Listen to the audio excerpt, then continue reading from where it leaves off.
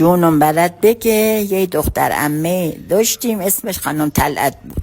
صبح میمه پیش حاج خانم. حاج خانم هم مادر پدرم بود، میگفتیمش حاج خانم. و هر روز یه شعر و غزلک برامون میخون. کنگر سر زیر یا سر بالا، یادم نمیاد گذشته ها را، که کنگر سر زیر یا سر بالا.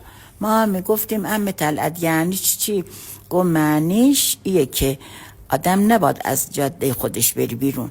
یه روزی دو دختر بودن کنگر میچیدن، یکی شوهر میکنه سوار اسبش میکنن ببرنش، وقت میرسه به هم اون دختر کنگر میچیده تورش میزنه بالا، میگه به دخترو کنگر سر زیر یا سر بالا. دخترو هم براش پمش غیر میده، میگه کنگر سر زیر یا سر بالا، یادم نمیره گذشته ها را.